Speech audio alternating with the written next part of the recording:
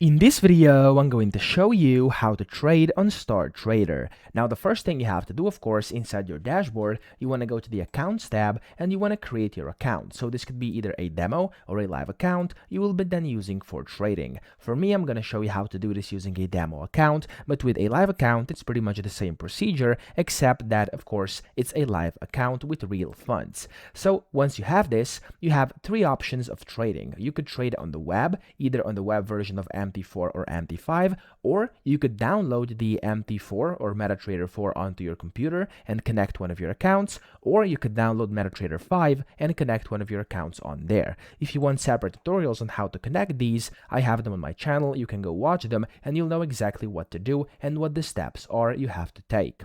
So to trade here, what I would do to actually just go ahead and start right away, and the quickest process is to just use the web trader. So I would go to tools over here on the left hand side, and then you want to click on whichever web trader you want. I'm going to do the WebTrader 4, and it should automatically log you into one of your demo accounts in case you have your accounts here.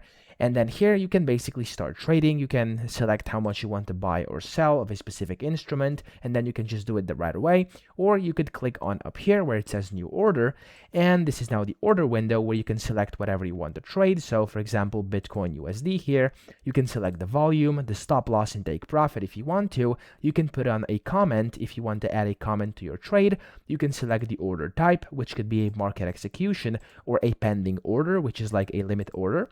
And then once you're actually ready, you can just buy or sell over here, and then your order is going to be processing, and then there we go. Your order has been now placed and you've successfully done it. So that's how you trade. I hope this video helped you out. If it did, please subscribe to the channel and help me out as well.